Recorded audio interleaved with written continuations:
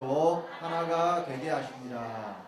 본문 말씀은 요한복음 17장 11절입니다. 합독하겠습니다. 나는 세상에 더 있지 아니하오나 저희는 세상에 있사옵고 나는 아버지께로 가옵나니 거룩하신 아버지여 내게 주신 아버지의 이름으로 저희를 보존하사 우리와 같이 저희도 하나가 되게 하옵소서. 아멘.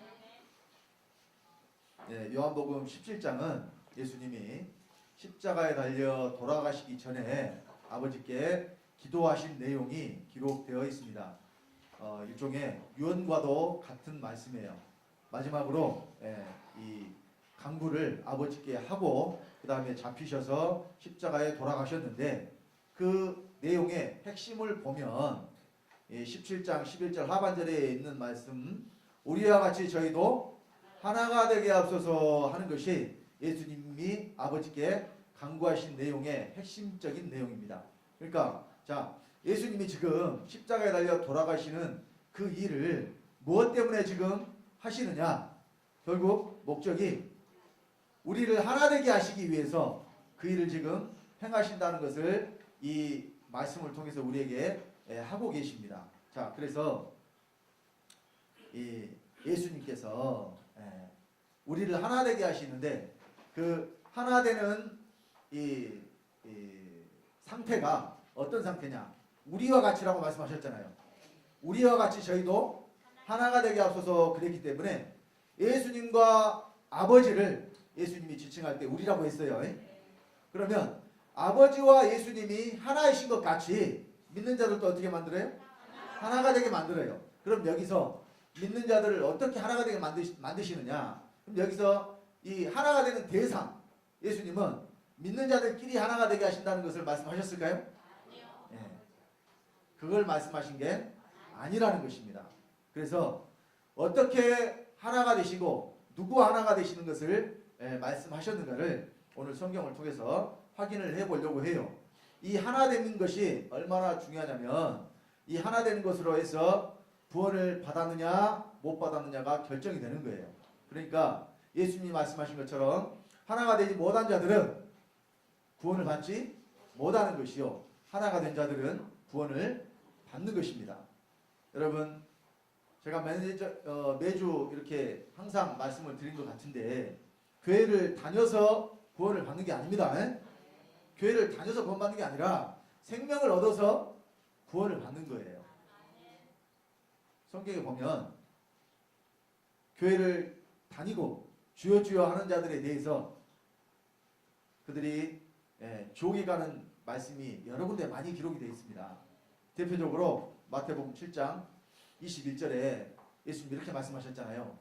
주여 주여 하는 자마다 다 천국에 들어갈 것이 아니오 다만 하늘에 계신 내 아버지의 뜻대로 행하는 자라야 들어가리라 이렇게 말씀하시고 그날에 많은 사람들이 나더러 이르되 주여 우리가 주의 이름으로 선지자 노릇하고 주의 이름으로 귀신을 쫓아내고 주의 이름으로 많은 권능을 행치 아니하였나이까 하리니 그때 내가 저에게 밝히 말하되 불법을 행하는 자들아 내게서 떠나가라 하리니 이와 같이 말씀하셨다는 거예요. 그러면 거기 주여 주여 하는 자들이 과연 불신자들일까요? 주여 주여 하는 자들은 교회 다니는 사람들이잖아요. 근데 그들이 뭐 악한 일하고 죄를 지은 게 아니에요. 그들이 뭐 했다고 했냐면은 주의 이름으로 선지자 노릇하고 귀신 쫓아내고 많은 병고도 고치고 권능을 행했다는 이야기예요. 그런데 그들을 향해서 예수님이 말씀하시기를 불법을 행하는 자들아 내게서 떠나가라. 자, 왜 불법이라고 그랬을까요? 자, 예수님이 내 아버지의 뜻대로 행하는 자라야 들어간다고 그랬죠. 그들이 선지자 노릇하고 귀신 쫓아내고 권능을 행했어도 아버지 뜻대로 하지 않았다는 이야기예요. 아버지의 뜻이 뭐냐? 내 아버지의 뜻은 아들을 보고 믿는 자마다 영생을 얻는 이것이니 곧 다시 말하면 생명을 얻지 않고 교회 안에서 주의 이름 부르고 귀신 쫓아내고 병 고치고 해봐야 그것이 곧 불법이라는 이야기예요. 여러분 능력이 나타난다고 해서 그것이 다 하나님께로부터 왔다고 여러분 착각하시면 안 된다니까요. 영을 다 믿지 말고 그 영이 하나님께로부터 왔나 시험해보라 그랬어요. 또 이 사단의 역사도 이 악한 자들을 통해서 얼마든지 나타날 수 있다고 성경이 말씀을 합니다. 여러분 이 출애굽할 때에 이 모세가 이적을 보이니까 애굽의 술사들도 따라서 했어요, 안 했어요? 지팡이로 뱀이 되게 하니까 그들도 뱀이 되겠죠. 근데 이제 모세의 지팡이 뱀이 다 잡아먹어 버리긴 했지만, 예. 이와 같은 일들이 일어날 수 있다니까요. 여러분, 그리고 정말로 이 신들린 무당 있잖아요. 작두 위에 올라가서 춤추는 그런 무당들이 있어요. 그러니까 날이 시퍼렇게 선 작두 위에 올라가도 하나도 안 상하잖아요. 그 사람의 힘으로 그렇게 되겠어요? 아니에요. 귀신이 그렇게 역사하는 겁니다. 그리고요, 의사들이 다 못 고치는데 점쟁이한테 가서 병 고친 사람들이 있어요. 그러면 그 병은 어떤 병이냐? 귀신 들린 병이에요. 그러니까 그 점쟁이 속에 있는 귀신이 큰 귀신이라 작은 귀신들은 큰 귀신이 가라가면은 가요. 이런 일이 있었다고 하잖아요. 버스 안에서 어떤 젊은 사람이 하나가 탔는데 자리에 앉아있는 늙은 사람한테 반백의 한 50대 이상 60대 다 되는 남자한테 와가지고 갑자기 너 나 알지? 이렇게 말하더니 압니다. 하고 그 사람이 두 말 담고 자리를 일어나서 양보를 해주더라는 거예요. 사람들이 봤을 때 희한한 노릇이죠. 나이도 새파랗게 어린 사람이 나이 먹은 사람한테 와가지고 다른 말도 안 하고 너 나 알지? 이 말 한마디 했더니 그 사람이 두 말도 않고 그냥 자리를 비켜줘서 이제 그 주위에 있던 사람이 이제 그 사람이 자리를 딴 쪽으로 갔을 거 아니에요? 아니 당신 왜 저렇게 새파란 젊은 사람한테 그냥 한마디도 안 하고 자리를 비켜줬습니까? 그렇게 물어봤더니 하는 얘기가 그 사람도 무당이고 자기도 무당인데 각자 섬기는 신이 있는데 저 사람이 나보다 더 큰 신을 받아가지고 저 사람이 나보다 더 서열이 위에 있어서 내가 자리를 비켜줬습니다 하는 이야기를 했다고 그래요. 그러니까 귀신들 세계에서도 어떤 귀신이 있어요? 큰 귀신이 있다니까요. 그래서 자 우리 그 주정철 목사님께서도 그런 경험을 했다고 했잖아요. 과거에 집사 시절에 이제 사업을 여러 번 이제 망해가지고 이제 다시 처자식 먹여 살려야 되니까 돈을 빌려가지고 교회를 다니면 하나님께 물어야 될 텐데 누구한테 물어보러 갔어요? 점쟁이한테. 돈을 빌린 사실은 누구만 아냐면 혼자만 알아요. 아무에게도 이야기 안 했으니까. 근데 이 돈을 가지고 내가 사업을 하면 잘 될 것인가 안 될 것인가를 지금 이제 물어보고 싶은 거예요. 그래서 이제 점쟁이한테 찾아갔습니다. 그런데 문을 열고 딱 들어가는 순간 아무 말도 안 했어요. 바로 점쟁이가 너 사업하려고 돈 빌려갖고 왔지? 걱정하지 말고 열심히 해. 잘 될 거야. 복싱 내놓고 가. 그랬대요. 없는 이야기 꾸며는 것 같아요? 있었던 일이에요. 그러면 한마디 말도 안 했는데 어떻게 그 점쟁이가 귀신같이 알았을까요? 그 속에 귀신이 있어서. 근데 그 사실을 누가 이야기했을까요? 주정철 목사님 속에 있는 귀신이 미리 가서 다 그 무당 귀신한테 보고를 한 거예요. 그러니까 다 아는 겁니다. 근데 여러분 아실 것은 귀신이 귀신같이 맞히지만 귀신이 맞출 수 있는 것은 지나온 일은 맞춰요. 과거를 맞춘다니까요. 왜? 그 사람 속에 있기 때문에 그 사람 속에서 어떤 생각을 하고 어떤 일이 있었는지 그 시간까지는 귀신이 안에서 그 사람이 한 생각을 다 알고 있기 때문에 알아요. 근데 무엇은 모르느냐? 앞날은 몰라요, 귀신이. 근데 사람들이 오해하기를 과거를 이렇게 잘 맞추니까 무엇도 알 것이다? 미래도 알 것이다. 이런 착각을 해요. 그러니까 그런데 속지 마시기 바랍니다. 여러분 교회 안에도요 예수 팔아서 전보는 예수 점쟁이들이 많아요. 뭐가 예수 점쟁이냐? 예언한다면서 각 사람의 기륭화복을 이야기하는 것은 점쟁이하고 똑같습니다. 예를 들어서 아까 사업하려고 내가 돈을 빌렸는데 이 사업이 잘 되겠습니까? 못 되겠습니까? 이런 거 말해주는 것은 예언이 아닙니다. 하나님이 아시는 일에 대해서 이 일이 어떻게 될 것인가 하는 것을 말하는 것이 예언이지. 예를 들어서 여러분 중에 누군가가 지금 장사를 해야 되니까 내가 가게를 좀 얻어야 되겠습니다 하고 저한테 와가지고 목사님 이 가게를 얻을까요 말까요? 물어보면은 제가 뭐라고 하겠어요? 네 마음대로 하세요. 제가 이렇게 말할 겁니다. 왜? 내가 어떻게 알아 그걸? 어떻게 알아요? 목사는 다 알아야 돼요? 이런 잘못된 신앙에서 벗어나야 된다는 이야기예요. 제가 이제 네 마음대로 하세요 해서 이렇게 죄송합니다만은 제가 이렇게 말하는 이유가 있죠. 그것은 하나님의 일이 아니고 하나님 하시는 일도 아니라 하나님 그렇게 일하시지 않는다는 말이에요. 자, 여러분 세상 일은요. 어차피 장사를 해야 되는 것은 이제 세상에서 나가서 해야 되잖아요. 그러면은 세상에 정해진 어떤 게 있어요. 또 거기서 조사해야 될 이런 것들이 있어요. 그러면 본인이 뭔가를 하려면 그 장소가 내가 지금 하고자 하는 그 어떤 이 아이템이 있죠. 뭘 사고 팔고 할 것인가는 이것을 누구를 대상으로 팔 것이며 대상이 있잖아요. 모든 물건이 다 그냥 아무나 다 사는 게 아니니까. 또 예를 들어서 그 이제 상권 분석이라 그러죠. 유동 인구가 얼마나 되며 뭐 이런 것들을 본인이 연구하든지 또는 전문가한테 의뢰를 받든지 이런 과정을 거쳐서 그런 어떤 노력을 해야 돼요. 뭐 하나님한테 물어봐가지고 이 장사가 잘 될 것이냐 못 될 것이냐 이런 걸 물어보는 것은 하나님이 물어보라고 하신 것이 아니라는 이야기입니다. 그러니까 신앙생활과 여러분들의 어떤 그 일을 그러니까 이제 세상 일을 연결시켜가지고 뭐 하나님이 하게 해주셨다. 무엇이든지 안 되면 예를 들어서 하나님 하지 말라고 한 것 같다. 또는 잘 되면 하나님 하라고 했는 것 같다. 이렇게 하지 마시라는 이야기예요. 예를 들어서 자 단적인 예로 집에 쌀이 떨어져서 가게에 쌀을 사러 갔어요. 근데 그 가게에 마침 쌀이 떨어졌어요. 그럴 수도 있잖아요.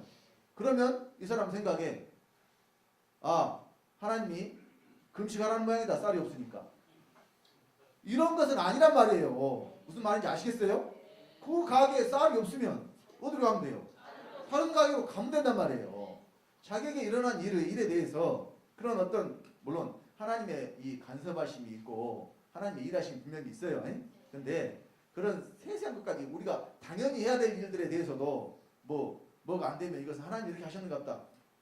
이런 식의 이 생각들은 아주 위험한 생각이에요. 그러니까 자 항상 여러분들의 신앙의 기준이 무엇으로 삼고 하셔야 되냐면 이 기록된 말씀으로 여러분들의 신앙의 기준을 삼고 하시기 바랍니다. 이게 잘못하면 신비주의에 빠지게 돼요. 그래서 그런 분들이 아까 제가 말씀드렸던 그런 예수 점쟁이라고 그러죠. 그런 이 미혹의 영들에 잡히게 돼요. 그러니까 철저하게 모든 일에 대해서 하나님의 말씀에 비춰서 여러분의 행동과 생각을 살펴보시기 바랍니다. 그래서 말씀이 살아 역사하는 사람은 히브리서 4장 12절에 그랬죠. 하나님의 말씀 살았고 운동력이 있어 좌우에 날선 어떤 검보다도 예리하여 우리의 험과 영과 및 관절과 골수를 찔러 쪼개기까지 하며 마음의 생각과 뜻을 감찰하나니 이걸 명심하시기 바랍니다. 그러니까 예를 들어서 아침에 일어나가지고 밥을 먹을까요 말까요 이런 거 물어보는 게 아니라니까요. 하나님한테 이런 거 물어보는 자체가 지금 잘못된 것에 빠진 거예요. 일을 하려면 밥을 먹는 것이고 예를 들어서 속이 좀 더부룩하고 불편할 수도 있잖아요. 그럴 때는 그냥 안 먹는 거예요. 이런 것까지 하나님한테 일일이 물어보는 것이 신앙생활 잘하는 것 같지만 오히려 굉장히 위험한 상황에 빠질 수가 있다는 것을 잘 아시기 바랍니다. 왜 제가 계획하지도 않았던 이런 말씀을 드리는가 모르겠어요. 들을 만한 분이 있어서 아마 이런 말씀 제가 한 것 같습니다. 자, 이제 본문으로 넘어가서요. 예수님께서 우리와 같이 하나가 된다고 말씀하셨는데 우리와 같이 하나가 되게 하신다고 말씀하셨는데 예수님이 나와 아버지는 하나라고 말씀을 하셨어요. 이것이 어떻게 하나인 것인가? 자, 우리 요한복음 10장 28절로 31절 말씀 다 같이 합독합니다. 내가 저희에게 영생을 주노니 영원히 멸망치 아니할 터이요 또 저희를 내 손에서 빼앗을 자가 없느니라. 저희를 주신 내 아버지는 많이보다 크심에 아무도 아버지 손에서 빼앗을 수 없느니라. 나와 아버지는 하나이니라 하신데 유대인들이 다시 돌을 들어 치려거늘. 자, 예수님이 맞는 말씀하시고 진리를 말씀하시면 유대인들이 항상 하는 행동이 뭐냐면 돌을 들어 치려고 해요. 아주 나쁜 놈들이죠. 아니? 맞는 말을 하는데 그렇다니까요. 그러니까 자, 예수님이 자, 여기뿐만이 아니라 또 요한복음 이제 뒤쪽에 가면 10장 34절 35절에 거기에 말씀을 받은 사람들을 뭐라고 그랬어요? 신이라고 했죠. 그러면서 성경은 패하지 못한다고 말씀하셨어요. 그러니까 또 유대인들이 예수님을 더욱 잡아서 죽이려고 했단 말이에요. 자, 오늘날 기독교가 똑같아요. 예수님의 말씀에 믿는 사람들이 말씀을 받으면 뭐가 된다고 했어요? 신이 된다고 했으니까 우리가 신이 돼야 되잖아요. 그런데 무슨 우리가 신이냐? 이렇게 된다니까요. 그래서 말씀대로 하시기 바랍니다. 기록된 말씀 밖에 벗어나지 마라 그랬으니까. 자, 여기 예수님이 나와 아버지는 하나라고 말씀하셨을 때에 왜 예수님은 이렇게 말씀하셨는가? 이유가 있어요. 자, 요한복음 14장에 보면 빌립과 말씀하신 내용이 기록이 되어 있는데 그 내용을 통해서 어떻게 예수님과 아버지가 하나이신가를 잘 말씀을 해주고 있습니다. 내용이 좀 깁니다마는 다 같이 합독하겠습니다. 너희가 나를 알았다면 내 아버지도 알았으리로다. 이제부터는 너희가 그를 알았고 또 보았느니라. 빌립이 가로되 주여 아버지를 우리에게 보여주옵소서. 그리하면 족하겠나이다. 예수께서 가라사대 빌립아 내가 이렇게 오래 너희와 함께 있으되 네가 나를 알지 못하느냐. 나를 본 자는 아버지를 보았거늘 어찌하여 아버지를 보이라 하느냐. 나는 아버지 안에 있고 아버지는 내 안에 계신 것을 내가 믿지 아니하느냐. 내가 너에게 이르는 말이 스스로 하는 것이 아니라 아버지께서 내 안에 계셔 그의 일을 하시는 것이라. 내가 아버지 안에 있고 아버지께서 내 안에 계심을 믿으라. 그렇지 못하겠거든 행하는 그 일을 인하여 나를 믿으라. 자, 여기 빌립이 아버지를 우리에게 보여줬소서 그리하면 족하겠나이다 하는 말을 했어요. 그러니까 예수님이 이 말씀 전에 요한복음 14장 6절에 내가 곧 길이요 진리요 생명이니 나로 말미암지 않고는 아버지께로 올 자가 없느니라 이 말씀을 하시니까 빌립이 하는 소리예요. 빌립이 생각할 때 아버지를 본 적이 없어요. 그래서 아버지께로 올 자가 없다고 말씀하셨는데 그럼 도대체 아버지가 어디 계십니까? 아버지를 좀 보여줬소서 이렇게 질문을 했어요. 그 예수님이 하신 말씀이 빌립아 내가 이렇게 오래 너희와 함께 있을 때 네가 나를 알지 못하느냐. 나를 본 자는 아버지를 봤는데 어찌하여 아버지를 보이라 하느냐. 이해가 안 되죠. 예수님은 아버지가 아닌데 나를 본 자는 누구를 봤다 그래요? 아버지를 봤다고 하니까. 근데 이유가 예수님이 그렇게 말씀하신 이유가 아버지가 지금 어디 계신다는 거예요. 자, 나는 아버지 안에 있고 아버지는 내 안에 계신 것을 네가 믿지 아니하느냐. 네가 이것을 보고 믿지 나를 보고 믿지 못하겠거든. 자, 나의 하는 이 일을 보고 믿어라. 너희가 봤을 때에 지금 내가 하는 일이 사람의 일이냐 아버지께서만 하실 수 있는 일이냐 이걸 지금 말씀하신 거예요. 자, 예수님 행하신 표적과 이적을 한번 보세요. 그것이 사람으로서 할 수 있는 일입니까? 첫 번째 표적으로 시작을 해서 물이 변하여 포도주가 되게 하신 사건이 첫 번째 표적이죠. 그리고 그 뒤로 많은 죽은 자를 살리고 병든 자를 고치고 또 오병이의 표적을 보이시고 물 위로 걸어가시기도 하고 여러 가지 이적과 표적을 행하셨어요. 사람이 할 수 있는 일이 아니라는 이야기예요. 그런 일들은 누구만 하실 수 있다는 이야기예요. 하나님 아버지만 하실 수 있다는 이야기예요. 그런데 그 일을 예수님이 행하신 것은 지금 예수님이 어디 계신다는 이야기예요? 아니 아버지가 지금 어디 계신다는 이야기예요? 아버지가 예수님 안에 계신다는 이야기예요. 이 말씀을 제가 하는 게 아니잖아요. 지금 예수님이 직접 하신 말씀이잖아요. 그래서 나와 아버지는 어떻다는 이야기예요? 하나라는 이야기예요. 예수님 안에 누가 계십니까? 아버지가 계십니까? 그런데 오늘날 기독교인들이 이 말씀을 믿느냐? 안 믿는다니까요. 하나님 아버지가 하늘에 계시는데 예수님을 어디로 보냈다? 땅으로 보냈다. 그러면 보내신 아버지는 어디 계시고 하늘에 계시고 보내심을 받은 예수님은 어디 계시고 땅에 계시고 그럼 아버지와 아들이 하나예요? 따로 떨어져 있는 거예요. 이렇게 믿으니까 하나님을 한 분으로 믿을 수가 없는 겁니다. 그러니까 여러분 예수님 하신 말씀부터 믿으시기 바랍니다. 예수를 믿는다는 것은 예수님이 하신 말씀을 믿는다는 거예요. 사람 사이의 관계에서도 그렇잖아요. 서로를 믿는다는 것은 그 사람이 말하는 것을 어때요? 믿는다는 거죠. 여러분들이 믿는 사람은 그 사람이 무슨 말을 하든 어때요? 믿어요. 왜? 그 사람이 나한테 해야 될 일을 안 하고 또 지금까지 겪어보니까 믿을 만한 사람이라는 믿음이 있기 때문에 그 사람이 무슨 말을 하든지 그대로 따르게 돼 있어요. 그것이 무엇에 기반하느냐? 믿음에 기반한다니까. 아, 저 사람은 믿을 만한 사람이라는 것에 기반한다니까요. 그러니까 여러분 특히 이 돈 관계, 금전 관계에 있어서 여러분들이 누군가에게 돈을 빌려줬다. 그러면 그것은 그 사람을 여러분들이 믿고 있다는 증거예요. 안 믿는 사람한테 돈 빌려줘요? 있어도 안 줘요. 왜? 아, 저 사람은 신용이 좀 없는 사람이야. 말과 행동이 다른 사람이야. 이런 생각을 내가 만약에 가지고 있다면 그 사람에 대해서 그러니까 서로 뭐 돈 빌려달라 이런 이야기 아니에요. 그런 일이 있다면 여러분 속에 그 사람에 대한 판단이 이미 내려져 있다니까요. 그래서 믿을 만한 사람이니까 어때요? 얼마든지 왜? 자기의 말 책임을 지는 사람이라는 믿음이 있기 때문에 이게 믿음이에요. 그러니까 말을 믿는 거라니까. 말. 무슨 말을 하든. 그럼 예수님 하신 말씀을 안 믿는데 그 사람이 예수를 믿는 거예요? 안 믿는 거예요. 그러니까 교회만 다니지 마시고 하나님의 말씀을 믿으시기 바랍니다.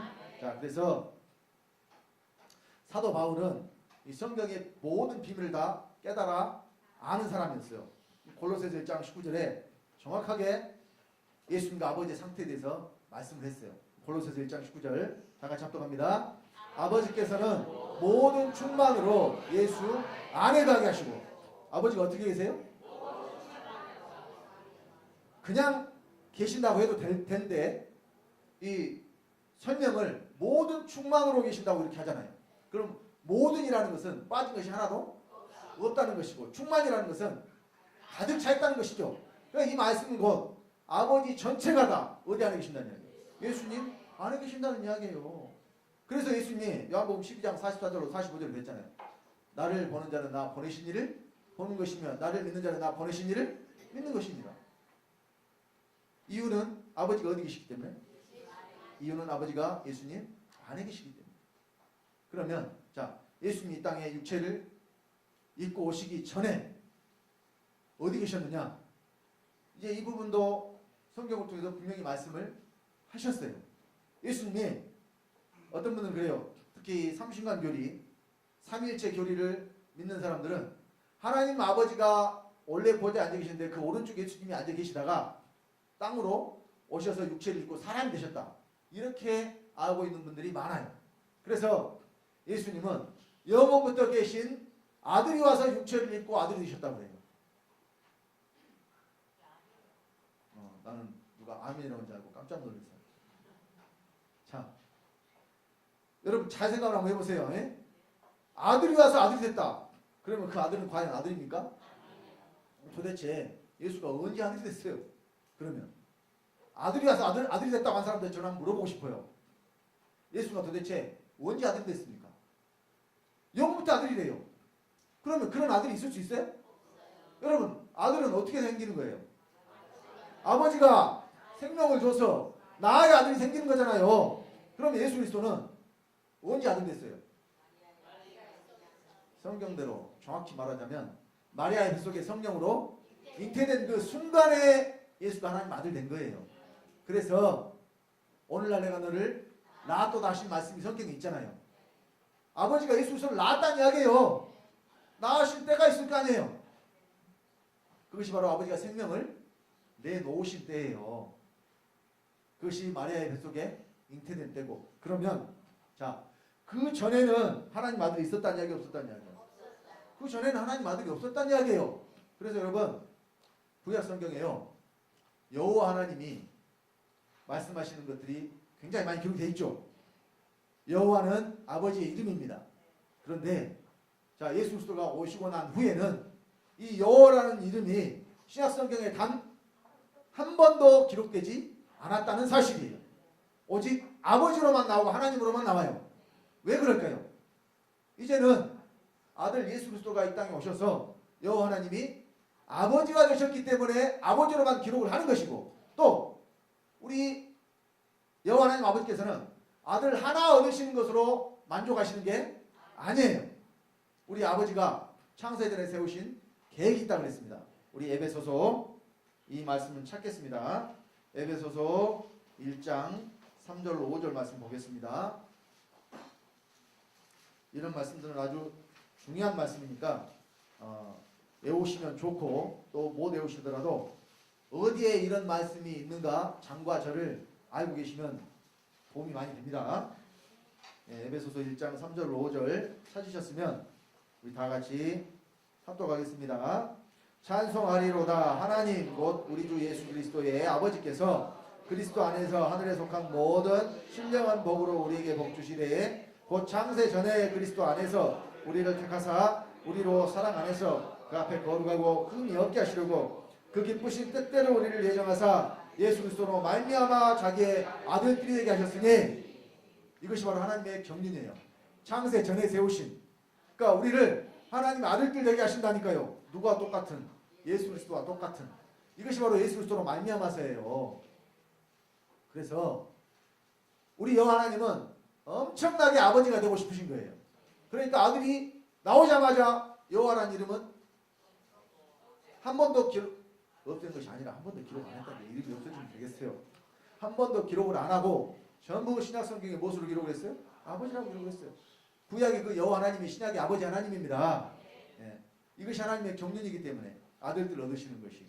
그래서요, 자, 이 예수 그리스도가 하나님의 아들이 돼서 우리와 똑같은 육체를 입고 세상에 오셨는데, 그러면 육체를 입고 오시기 전에는 어디 계셨느냐? 자, 우리 말씀을 통해서 확인하겠습니다. 고린도전서 1장 30절입니다. 다 같이 합독합니다. 너희는 하나님께로부터 나서 그리스도 예수 안에 있고, 예수는 하나님께로서 나와서 우리에게 지혜와 의로움과 거룩함과 구속함이 되셨으니. 자, 예수가 어디서 나왔어요? 예수는 하나님께로서 나와서. 자, 여기 나와서라는 말씀에 주목하시기 바랍니다. 우리는, 자, 너희는 어떻게 되냐? 하나님께로부터 나왔어요. 나와서와 나와서는 좀 차이가 있죠. 물론 예수도 하나님 아버지가 낳으셨어요. 낳으신 아들인데, 그런데 예수는 어디서 나와서 낳은 아들이 됐느냐? 아버지 속에서. 이것이 바로 하나님께서 나오신 거예요. 여러분이 나왔다는 단어는 뭘 포함하고 있느냐? 안에 있었다는 것을 이미 포함하고 있다니까요. 그 단어의 뜻 안에. 안에 있었으니까 나오는 것이지, 밖에 있었는데 그대로 밖에 있으면 나왔다는 말을 안 하겠죠. 예. 자, 우리가 상식적으로 자세히 설명을 안 해도 알아듣는 것들이 있어요. 상식 수준에서. 나 방금 집에 있다 왔어. 이렇게 말을 했다면, 그러면 그 사람이 그럼 집에 어디 있다 왔다는 이야기일까요? 두말할 것도 없이 집 안에 있다 왔다고 누구나 다 생각을 하지. 아, 그러니까 네가 집에 있다 왔는데, 집에 어디 있다 왔는데, 뭐 지붕에 올라가 있다 왔는지, 창틀에 매달려 있다 왔는지, 벽에 붙어 있다 왔는지, 이런 거 물어본 사람 있어요? 왜 그런 건 안 물어봅니까? 물어볼 필요가 없죠. 당연한 거니까. 마찬가지로 예수님께서 하나님께로서 나왔다는 말에는 나오시기 전에는 어디 계셨다는 이야기예요? 하나님 아버지 안에 계셨다는 이야기예요. 그러니까 하나님 아버지 안에 계실 때에는 생명으로 씨로 계신 것이지 아들로 계신 것이 아니라는 이야기입니다. 자, 사람의 경우를 봐도 그래요. 제가 아들 둘에 딸이 하나 있습니다. 근데 자, 제가 장가를 들기 전에 그때도 얼마든지 아들들 얻을 수 있는 씨는 내 속에 가지고 있었어요. 근데 내가 가지고 있는 씨를 아들이라고 하지 않잖아요. 내가 그 씨를 내어 낳았을 때에, 그래서 생명이 실제가 됐을 때에, 내놓은 생명이 실제가 됐을 때에 그 생명을 뭐라 그래요? 아들이라고 해요. 마찬가지로 여호와 하나님 아버지 안에 씨로 계셨던 예수 그리스도는 아들이라고 하지 않는다니까요. 생명이라고 하는 것이지. 그래서 아버지 속에 있는 생명이 아버지가 그 생명을 내놓으시니까 뭘 입었느냐? 육체를 입으셨어요. 우리와 똑같은 육체를 입은 그분을 우리가 하나님의 아들 예수 그리스도라고 하는 겁니다. 자, 그래서 요한복음 16장 28절에도 내가 아버지께로 나와서 세상에 왔고, 세상에 올 때 어떻게 왔는지 다시 말씀하셨어요. 또 세상을 떠나 어디로 가요? 아버지께로 가죠. 그럼 여기서 중요한 것이 아버지께로서 나오신 예수님이 다시 아버지께로 갈 때는 아버지 옆으로 가셔야 되겠어요? 아버지 안으로 가셔야 되겠어요? 아버지 안으로 가셔야 맞다니까요. 또 안으로 가신다는 말씀도 하셨어요. 근데 사람들은 하나님 우편이라고 기록된 말씀으로 우편을 오해해서 하나님 아버지가 계시는데 그 오른쪽으로 가서 예수님이 앉으셨다 이렇게 믿게 돼버렸어요. 세 분 하나님 믿는 사람들, 삼위일체 교리 안에서. 근데 예수님이 어디로 가셨다고 했느냐? 요한복음 4장 20절 다 같이 합독합니다. 그날에는 내가 아버지 안에, 너희가 내 안에, 내가 너희 안에 있는 너희가 아니라. 그날에 그러니까 예수님 어디로 가셔요? 아버지 안으로 가신다고 하잖아요. 근데 예수님이 아버지 안으로 가신 것으로 끝나는 게 아니라 너희와 내가 하나가 된 것을 말씀하시잖아요. 이제. 너희가 내 안에, 내가 너희 안에. 예수님과 우리가 어떻게 돼요? 하나가 돼. 그날이 돼야 그래요. 바로 되는 게 아니라 그날이 됐을 때. 그래서 예수님이 왜 아버지 안으로 가시느냐. 자, 결국은 아버지께로 갔다가 다시 믿는 자들 안으로 들어오시기 위함이에요. 그것이 우리 하나님의 하실 일이기 때문에. 자, 예수님이 세상에 오신 목적은요, 십자가에 못 박혀 돌아가시고 우리의 죄를 사하기 위한 것이 목적이 아니에요. 그것은 목적을 이루기 위한 과정이에요. 과정. 근데 자, 목적지가요, 예를 들어서 우리가 어디를 가려고 하면 목적지를 정하잖아요. 서울을 간다고 합시다. 그러면 중간에 이제 뭐 여정이 기니까 쉬기도 하고요. 예. 그러다가 가잖아요. 근데 자, 고속버스를 타더라도 중간에 휴게소 한 군데는 쉬어요. 근데 어떤 사람이 중간에 멈추니까 아, 여기가 서울인가 보다 도착했다고 내려버렸다고 합시다. 다시 안 타고. 그런 사람 없겠지만 예를 들어서 멈췄으니까 그것을 뭐라고 생각을 해버려요? 도착했다고 생각을 해버려요. 그러면 물론 이제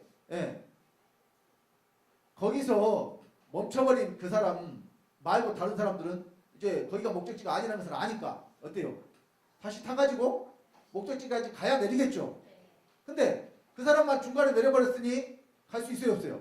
제가 왜 이런 비유를 드리냐면은 오늘날 기독교가 예수님이 이 땅에 오신 목적에 대해서 십자가에 달려 돌아가신 우리 죄를 사하기 위해서 오셨다. 여기까지만 알고 있기 때문에 우리 하나님의 목적이 이루어질 수가 없게 되는 거예요. 목적은 우리 안에 들어오시기 위함이라니까요. 근데 우리의 죄를 십자가에 달려 돌아가시고 사했으니까 이제 그분이 십자가에서도 다 이뤘다고 했잖아요. 다 이루시고 어디로 가셔버렸어요? 다 이루시고 아버지 보좌 오른쪽으로 가버렸어요. 그러니까 우리 안으로 들어오실 일이 있어요, 없어요? 그렇게 믿는 사람들에게는 우리 안으로 들어오실 일이 없다니까요. 자, 성경을 통해서 분명히 우리의 죄를 사해 주시는 일이 있어요. 없다는 게 아니에요. 근데 왜 우리의 죄를 깨끗게 하고 우리의 죄를 사해 주시느냐? 거룩하신 하나님이 우리 안에 들어오시기 위함이라니까요. 여러분, 우리가 이사를 가기 전에 집을 깨끗하게 청소를 하죠. 그러면 집을 청소하는 것이 목적이에요? 내가 그 안에 들어가서 살기 위한 것이 목적이에요? 청소만 하고 그냥 놔둬버리면 그 집을 청소한 이유가 없어요. 예를 들어서 청소를 업으로 하는 사람들이라면 청소가 목적이죠. 청소가 그 사람들의 직업이니까 그것이 깨끗게 하는 것이 그냥 목적이 될 수 있어요. 그러나 그 집에 들어가 사는 사람은 청소가 목적이 아니란 말이에요. 내가 들어가 살기 위한 것이 목적이지. 마찬가지로 예수님이 죄로 더러운 사람 속에 들어오시기 위해서 먼저 어떤 일을 하시느냐? 죄를 깨끗게 하는 일을 하신단 말이에요. 이 일을 위해서 십자가에 달려 피를 흘리고 돌아가신 거예요. 그러면 돌아가셨으니까 그냥 그것으로 끝이에요? 반드시 내 안에 들어오셔야 돼요. 그래서 성경은 그리스도가 내 안에 들어오신 것을 계속해서 말씀을 하시고 있습니다. 자, 우리 에베소 3장 17절에 다 같이 합독합니다. 믿음으로 말미암아 그리스도께서 너희 마음에 계시게 하시고 너희가 사랑 가운데서 뿌리가 박히고 터가 묻어져서 자 믿음으로 말미암아 그리스도가 어디 계셔요? 마음에. 여러분 마음이 여러분 밖에 있어요? 여러분 안에 있어요? 마음이 여러분 안에 있잖아요. 그러니까 그리스도가 어디에 계셔요? 마음에. 마음에 계시는 것이 그냥 계신다고 생각만 하라는 거예요? 실제로 내 안에 들어오신다는 거예요? 실제로 내 안에 들어오신다는 겁니다. 들어오실 때 영으로 생명으로 오신다는 거예요. 자, 고린도서 13장 5절에 다 같이 합독합니다. 너희가 믿음에 있는가? 너희 자신을 시험하고 너희 자신을 확증하라. 예수 그리스도께서 너희 안에 계신 줄을 너희가 스스로 알지 못하느냐? 그렇지 않으면 너희가 버리운 자니라. 자, 믿음에 있는가 자기 자신을 시험해보고 확실한 증거를 가지라 그러죠. 그 증거는 뭐냐? 예수 그리스도가 안에 계신 것을 스스로 아는 거라 그러잖아요. 누가 가르쳐줘서 알아요? 스스로 알아요. 안에 들어오신 그리스도는 생명이기 때문에 그리스도가 들어오면은요 그 누구보다도 자기 자신이 제일 잘 깨달아 알 수가 있다니까요. 왜? 삶이 변화되고 바뀌게 돼 있습니다. 더 이상 하나님이 싫어하시는 일을 안 하게 돼요. 세상 것이 싫어져요. 세상 즐거움과 세상 쾌락이 더 이상 내게 기쁜 일이 되지가 않는단 말이에요. 생명을 받은 사람들에게 분명한 이런 변화가 나타나게 되어 있습니다. 그래서 그것이 자기에게 증거가 돼요. 이것은 누가 뭐라고 해도 이 흔들림이 없고, 그래서 우리가 진노치 못할 나라를 받았다고 성경이 말씀하잖아요. 하나님 나라가 내 안에 세워진 사람은요, 그 어떤 것도 그 나라가 흔들리거나 위태롭거나 또 망하지 않습니다. 여러분 속에 세워진 나라는 그렇습니다. 영원한 나라니까. 자, 그래서 만약 예수 그리스도가 십자가에 달려 돌아가신 그 죄사함으로 우리가 구원을 받는다면 우리뿐만 아니라 모든 사람이 다 구원을 받아야 돼요. 자, 왜냐? 요한일서 2장 2절에 저는 우리 죄를 위한 화목제물이니 우리만이 할 뿐 아니요 온 세상에 죄를 위하심이라 그랬잖아요. 그러니까 예수님이 십자가에 달려 돌아가실 때 우리 죄만 담당했어요? 모든 사람의 죄를 다 담당했어요? 그런데 자, 죄를 다 담당하고 가셨다고 해도 여전히 사람들이 있으면 죄가 나와요, 안 나와요? 죄가 나오죠. 그럼 예수가 담당하신 죄가 뭐냐? 담당하신 죄가 뭐냐? 실제로 담당을 한 것이냐? 근데 여기에 그 죄사함이 실제로 적용이 되려면 우리에게 필요한 것이 뭐냐면 믿음이 필요해요. 이 실제적인 죄사함이 내게 이루어지려면 뭐가 필요해요? 믿음이라는 것이 필요해요. 그러면 이 믿음이라는 것이 오늘날 기독교인들은 예수가 내 죄를 담당하고 십자가에 달려 돌아가셨다. 이걸 믿으면 이것이 믿음이라고 알고 있는데 그게 아니에요. 믿음은 아까도 우리가 말씀드렸습니다. 그리스도 어디에 들어오시는 거예요? 내 안에 들어오시는 것이고 또 그리스도가 내 안에 들어오시려면은 내가 그리스도 함께 죽었다고 믿어야 이것이 믿음이에요. 예수님이 십자가에 달려 돌아가실 때 예수님만 혼자 죽은 것이 아니라 그때 어때? 나도 함께 죽었다. 그래서 우리 고린도후서 5장 14절 말씀 보겠습니다. 고린도후서 5장 14절.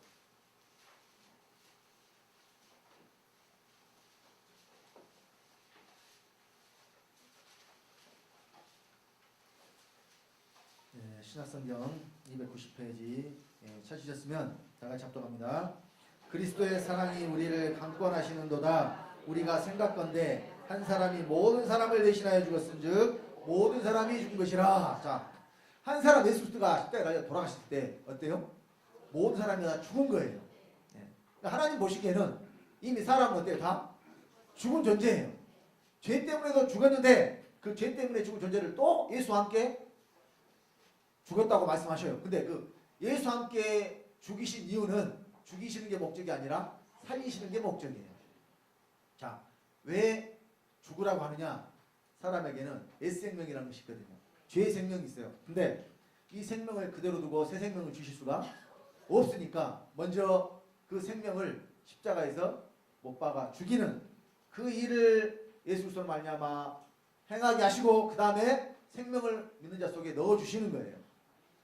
그래서 제가 항상 로마서 6장 3절로 4절 말씀을 그 말씀의 실제가 되는 것이 곧 믿음이라고 항상 말씀을 드려요.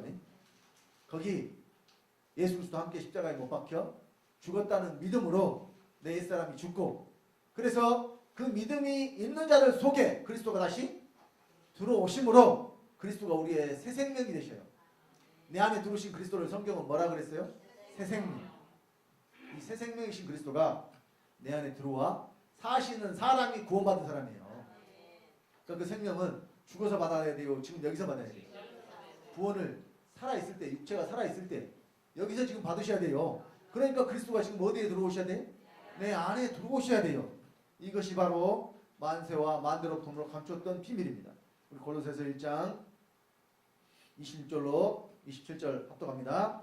이 비밀은 만세와 만대롭음으로 감췄던 것인데 이제는 그의 성도들에게 나타났고 하나님이 그들로 하여금 이 비밀의 영광이 어떻게 풍성한 것을 알게 하려 하심이라. 이 비밀은 너희 안에 계신 그리스도시니 곧 영광의 소망이니라. 비밀이라고 그러잖아요. 너희 안에 계신 그리스도가 비밀이에요. 비밀은 아무나 깨달아 알 수가 없어요. 그러니까 감춰진 비밀. 말씀이 봉함돼 버리니까 비밀은 감춰져 있다는 거죠. 이것이 바로 봉함된 말씀이라니까요. 봉함됐으니까 속의 내용을 알 수가 있어요, 없어요? 없어요. 이미 성경에 다 기록이 돼 있고 누구나 볼 수 있는데도 보고 깨닫지를 못해요. 그래서 저희가 보기는 봐도 알지 못하고 듣기는 들어도 깨닫지 못한다는 말씀이 성경에 있는 거예요. 여기 지금 많은 분들이 똑같이 앉아서 말씀을 듣지만 깨달아서 그리스도가 내 안에 들어오신 것이 곧 믿음이구나, 이것이 구원이구나 아시는 분들도 있겠지만 또 아직 그걸 믿음으로 받아들이지 못하시는 분들도 있을 수 있어요. 그래서 여러분들이 기도하실 때에 말씀을 깨달을 수 있도록 아버지께 구하시기 바랍니다. 이것은 사람의 지혜와 사람의 지식으로 깨달을 수 있는 것이 아닙니다. 하나님께서 깨닫게 해주셔야 깨달을 수 있는 거예요. 여러분, 예수님과 함께 다니던 제자들도요, 예수님이 이 공생애를 사실 때 여러 가지 말씀들을 하셨는데 그 하신 말씀들을 이 제자들이 함께 있을 때 깨달아 알았을까요? 몰랐습니다. 그들이 예수님 하신 말씀에 대해서요, 그 뜻이 뭘 의미하는지를 전혀 알지를 못했어요. 근데 제자들도 언제 말씀을 깨달았느냐? 예수님이 부활하신 후에 제자들에게 나타나셔가지고 그들의 마음을 열어 성경을 깨닫게 하니까 그때 비로소 성경을 깨달았다니까요. 근데 하나님이 어떤 사람들에게 깨닫게 해주시느냐? 진실된 마음으로 믿고자 하는 여러분들에게 그 믿음이 있을 때에, 그러니까 여러분 이 지식적으로 뭘 여러분들이 연구하고 분석해서 알라는 이야기가 아니에요. 간절히 하나님의 말씀을 구하고 또 그분의 생명 얻기를 바라는 자들에게는 말씀을 깨닫는 말씀의 지혜와 지식을 주신다니까요. 이걸 구하시기 바랍니다. 사람의 지혜와 지식으로 깨닫는 것이 아니라는 것입니다. 그래서 성경은요, 일관되게 그리스도가 어디 계신 것을 말해요? 그리스도가 너희 안에 계신 것을 말해요. 또 이것이 만세와 만대롭음으로 감췄던 비밀이기 때문에 계속해서 비밀로 있어야 돼요. 이제는 나타났다고 그래요. 이미 초대교회 때 나타났어요. 그런데 오늘날 교회에서 전해지는 복음을 보면 예수 그리스도가 믿는 자 안에 계신다고 전해져요. 전부 하늘에 올라가서 하나님 아버지 오른쪽에 계시다가 장차 오신다고 전해져요. 그러니까 여러분, 그 예수가 오시겠어요? 왜? 오실 예수가 없어요. 하나님 아버지 오른쪽에 앉아있는 예수가 없단 말입니다. 없는데 어떻게 와요? 없는 예수 기다리니까 예수도 오시지도 않고 또 자기 속에도 그리스도가 계시지 않기 때문에 그 사람은 구원받을 수 없게 되어버리는 것입니다. 그래서요, 이 그리스도는 믿는 자 안에 들어오셔서 믿는 자들의 생명이 되신다고 말씀을 합니다. 우리 골로새서 3장 3절로 4절 다 같이 합독하겠습니다. 이는 너희가 죽었고 너희 생명이 그리스도와 함께 하나님 안에 감췄음이니라. 우리 생명이신 그리스도께서 나타나실 그때에 너희도 그와 함께 영광 중에 나타나리라. 자, 다른 거 다 놔두고 우리 생명이신 그리스도면 그리스도가 어디 계셔야 돼요? 여러분의 생명은 여러분 밖에 있어요? 여러분 안에 있어요? 그러면 그리스도가 우리의 생명이니까 그리스도는 어디 계셔야 돼요? 이 안에 계셔야 돼요. 그래서 이 생명이신 그리스도는 한 분을 말하는 게 아닙니다. 한 분이면 어떻게 우리 안에 다 들어오겠어요? 그래서 예수님이 요한복음 12장 24절에 이렇게 말씀하셨잖아요.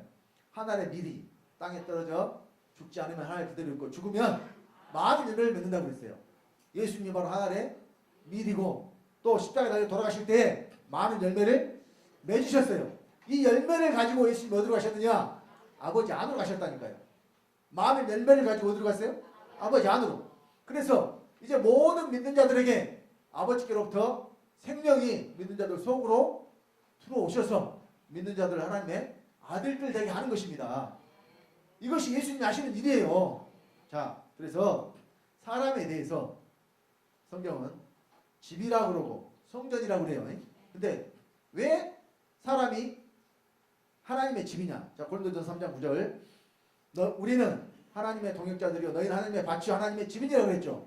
하나님의 밭에는 뭐가 심어져야 되느냐? 하나님의 씨가 심어져야 되고, 하나님의 집에는 누가 사셔야 돼요? 하나님이 사셔야 되죠. 그래서 빌립보서 2장 13절에 너희 안에서 행하시는 일은 하나님이시니, 하나님이 행하실 때도 어디서 행하셔요? 너희 안에서. 하나님 어디 사신다는 이야기예요? 우리 안에 사신다는 이야기예요. 믿는 자 안에 사신 하나님 바로 누구냐? 그리스도예요. 로마서 9장 5절에 그리스도는 만물 위에 계셔 세세에 찬양받으신 하나님이시니라. 이 세세에 찬양받으신 하나님이신 그리스도가 어디로 들어오셔요? 믿는 내 안에 들어오셔서 사신단 말입니다. 그래서 우리가 하나님의 집이에요. 또 우리를 성전이라고 했어요. 고린도서 6장 16절에 자, 다 같이 합독합니다. 하나님의 성전과 우상이 어찌 일치가 되리요? 우리는 살아계신 하나님의 성전이라. 이와 같이 하나님께서 가라사대 내가 저희 가운데 거하며 두루 행하여 나는 저희 하나님 되고 그는 저희는 나의 백성이 되게 하셨느니라. 자, 우리가 살아계신 하나님의 성전이에요. 그러면 자, 왜 우리가 성전이 되느냐? 고린도전서 3장 16절 다 같이 합독합니다.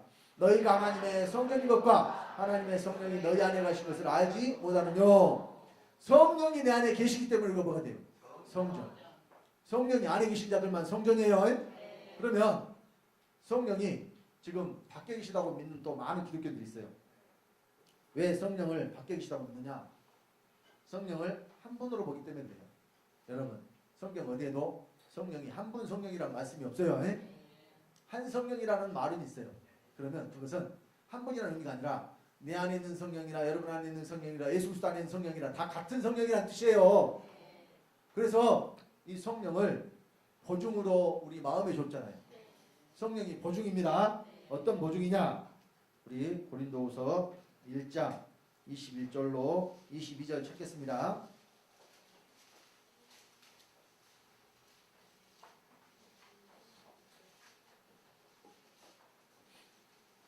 고린도후서 1장 21절로 22절입니다. 다 같이 합독하겠습니다. 우리를 너희와 함께 그리스도 안에서 견고케 하시고 우리에게 기름을 부으신 이는 하나님이시니 저가 또한 우리에게 인치시고 보증으로 성령을 우리 마음에 주셨느니라. 성령을 어디에 줬어요? 마음에. 그러니까 구원받은 사람은 여러분 각자의 마음속에 성령이 계셔야 돼요. 왜? 이것이 바로 하나님의 보증이니까요. 우리를 구원하시고 우리에게 기름 부으시고 인치셨다는 하나님의 보증이 바로 성령을 우리 마음에 주신 것입니다. 그래서 고린도전서 6장 19절 20절에는 너희 몸은 너희가 하나님께로부터 받은 바 너희 가운데 계신 성령의 전인 줄 알지 못하느냐. 너희는 너희 것이 아니라 값으로 산 것이 되었으니 그런즉 너희 몸으로 하나님께 영광을 돌리라 말씀하시면서 우리의 속에 들어오신 성령이 우리 몸에까지 사실 것을 말씀하고 있잖아요. 그래서 몸이 성전이 된다고 그러죠. 그러니까 내 전체에 성령이 사셔야 돼요. 갈라디아서 5장 25절 성령으로 살면 성령으로 행할지니 그랬죠. 성령이 내 생명이 되셔서 내 몸 전체에 충만하게 사시면 바로 이 사람이 성령으로 사는 사람이에요. 자, 그래서 이제 예수님과 아버지가 하나이신 것 같이 우리도 하나가 되게 하시는데 어떻게 하나가 되게 하시느냐? 예수 그리스도가 내 안에 들어오심으로. 예수 그리스도가 어디로 들어오셔서? 내 안에 들어오심으로 우리를 아버지와 똑같이 하나가 되는 상태로 만드신단 말이에요. 요한복음 17장 20절로 22절에 자, 다 같이 합독합니다. 내가 피 없는 것은 이 사람들만 위함이 아니요 또 저희 말을 인하여 나를 믿는 사람들도 위함이니 아버지께서 내 안에 내가 아버지 안에 있는 것 같이 저희보다 하나가 되게 하나가 되어 우리 안에 있게 하사 세상으로 아버지께서 나를 보내신 것을 믿게 하옵소서. 내게 주신 영광을 내가 저에게 주었사오니 이는 우리가 하나가 된 것 같이 저희도 하나가 되게 하려 함이니이다. 여기도 동일한 말씀 하시죠. 우리가 하나가 된 것 같이 저희도 하나가 되게. 그럼 예수님과 아버지가 어떻게 하나였어요? 육체를 입고 계신 예수님이 이 땅에 계실 때 영이신 아버지가 어디 계셨어요? 예수님 안에 계셨죠. 그러면 지금은 육체를 입고 있는 저와 여러분 속에 영이신 그리스도가 들어오셔서 우리가 그리스도 하나가 되는 것입니다. 이걸 위해서 예수님이 이 땅에 오신 거라니까요. 육체를 입고 오신 그것이 아니라 영으로 다시 믿는 자 속에 들어오시기 위해서. 그래서 자 17장 요한복음 17장 23절 26절에는 이렇게 말씀하고 있어요. 자, 다 같이 또 합독합니다. 곧 내가 저희 안에 아버지께서 내 안에 계셔 저희로 온전함을 이루어 하나가 되게 하려 함은 아버지께서 나를 보내신 것과 또 나를 사랑하신 같이 저희도 사랑하신 것을 세상으로 알게 하려 함이로소이다. 아버지여 내게 주신 자도 나 있는 곳에 나와 함께 있어 아버지께서 창세전부터 나를 사랑하심으로 내게 주신 나의 영광을 저희로 보게 하시기를 원하옵나이다. 의로우신 아버지여 세상이 아버지를 알지 못하여도 나는 아버지를 알았사옵고 저희도 아버지께서 나를 보내신 줄 알았사옵나이다. 내가 아버지의 이름을 저희에게 알게 하였고 또 알게 하리니 이는 나를 사랑하신 사랑이 저희 안에 있고 나도 저희 안에 있게 하려 함이니이다. 자, 여기 잘 보세요. 아버지가 내게 주신 자도 나 있는 곳에 나 함께 있어. 아버지가 주신 자를 나 함께 있게 하라고 말씀하시잖아요. 그런데 자, 나도 저희 안에 있게 하려 함이니이다. 예수님이 어디 있게 하려 함이에요? 자, 여기 함이니이다 그랬으니까 아직은 됐다는 얘기 안 됐다는 얘기. 하려 함이니이다. 앞으로 되게 하신다는 뜻이잖아요. 십자가에 달려 돌아가시기 전에 말씀하신 것이니까. 그러니까 우리와 예수 그리스도가 하나가 되게 하기 위해서 예수 그리스도가 어디로 들어오시는 거예요? 믿는 자 안으로 들어오신다는 이야기예요. 그래서요, 자, 이 성령이 곧 예수 그리스도가 믿는 자 안에 다시 들어오시는 거예요. 자, 그것이 확실한 것은 요한복음 14장 16절로 20절 말씀을 보면 확실히 알 수 있습니다. 자, 우리 이거 연결된 말씀이에요. 여러분 성경을 보면 문장의 내용이 딱 그 끊어지는 부분이 있잖아요. 동그라미 이렇게 이 표식이 돼 있어서 내용이 좀 이렇게 그 분리가 되는 같은 장이어도 분리가 된 내용이 있고 하나로 쭉 연결된 내용이 있죠. 요한복음 14장 16절로 20절까지는 다 연결된 내용입니다. 자, 먼저 16절 17절 읽겠습니다. 다 같이 내가 아버지께 구하겠으니 그가 또 다른 보혜사를 너에게 주사 영원토록 너희와 함께 있게 하시리니 저는 진리의 영이라 세상은 능히 저를 받지 못하나니 이는 저를 보지도 못하고 알지도 못함이라. 그러나 너희는 저를 아나니 저는 너희와 함께 가시며 또 너희 속에 계시겠습니다. 자, 이 보혜사 성령에 대해서 여기 이제 말씀하시면서 이 보혜사는 예수님이 구해서 아버지가 주시는 것으로 돼 있어요. 그런데 자, 이 보혜사가 오시면 너희와 함께 계시고 또 영원토록 우리 믿는 자들 속에 계실 것을 지금 말씀하셨어요. 그러니까 보혜사는 또 다른 보혜사 성령이 오시면 밖에 있어야 돼요? 반드시 안에 있어야 돼요? 그러니까 지금 보혜사가 밖에 있다고 성령이 밖에 있다고 믿는 자들은 성령들을 안 믿는 거예요. 좀 전에 우리가 고린도서 1장 22절 말씀 확인했습니다만은 보증으로 성령 어디에 줬어요? 마음에. 그러니까 지금 여러분들 성령 어디 계셔야 돼요? 여러분 다 마음에 계셔야 돼요. 그래야 여러분 구원받은 사람이에요. 왜? 성령에 계신 자가 하나님의 보증을 받은 자니까. 자, 그래서 이 보혜사를 아버지께 구해서 주시겠다고 한 예수님이 바로 이어서 18절에 뭐라고 말씀하시느냐. 18절로 20절 봅니다. 다 같이 합독합니다.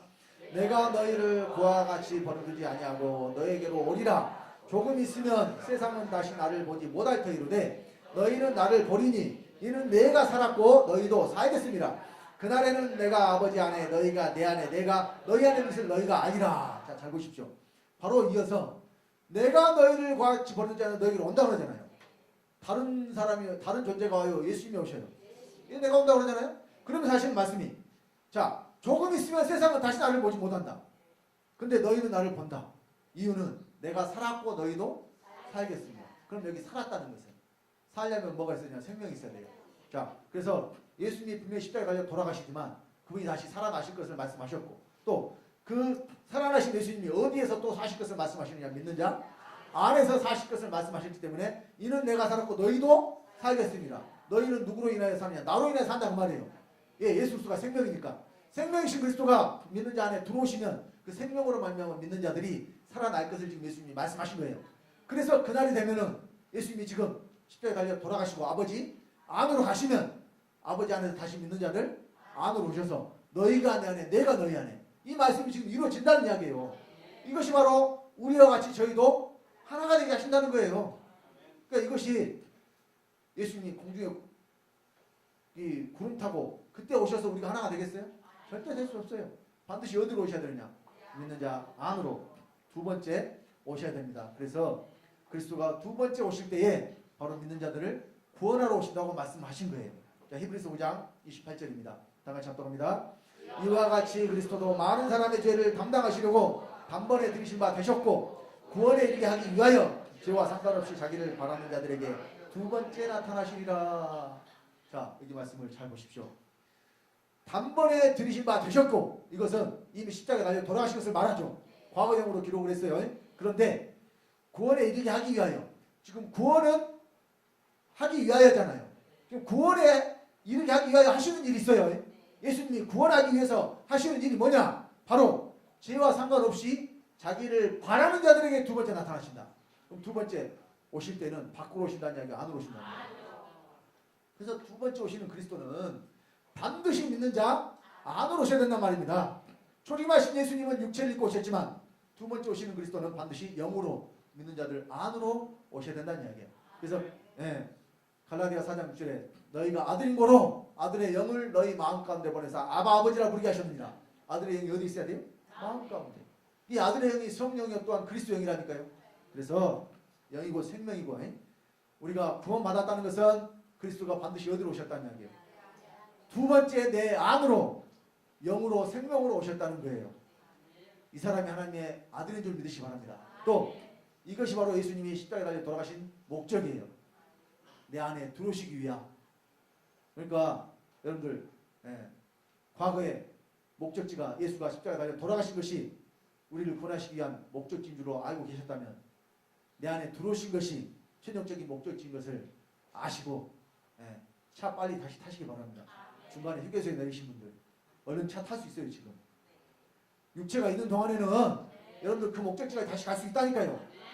근데 육체를 벗어버리면 더 이상 기회가 없으니까 지금 이 땅에서 육체가 있는 동안에 하나님의 말씀을 믿어서 그 말씀이 여러분들에게 실제가 되고 우리 아버지의 약속하신 모든 것이 사랑하는 우리 주님께 성도님들을 통해서 이루어지시기를 예수 그리스도 이름으로 간절히 축원드립니다. 그래서 이 땅에서 예수님과 아버지가 하나이신 것처럼 여러분도 그리스도와 하나가 되어서 그리스도의 삶을 사시는 우리 아버지의 거룩한 아드님들 되시기를 예수 그리스도 이름으로 간절히 축원드립니다. 기도하겠습니다. 아버지 하나님 주님의 은혜를 감사드립니다. 예수님께서 십자가에 달려 돌아가시고 우리의 죄를 사하신 것은 우리 안에 들어오시기 위하며 또한 예수님이 이 땅에서 육체를 입고 아버지와 하나이신 것처럼 믿는 자들도 그리스도 하나가 되게 하기 위함이라고 이 시간 말씀 전했습니다. 이 시간 이곳에서 말씀을 들은 사랑하는 주님께 성도님들 한 분도 빠짐없이 이 모든 말씀이 다 이해되어서 믿게 하시고 또 믿음의 실제가 되어서 그리스도가 그 안에서 살아 역사하시는 우리 아버지의 거룩한 아드님들 다 되도록 앞에서 친히 인도하시고 붙잡아 주시옵소서. 말씀 가운데 함께 하신 주님께 감사를 드리며 주 예수님으로 말미암아 주 예수님의 생명을 받고 주 예수가 된 하나님의 아들 주성대 목사가 기도드렸습니다. 아멘.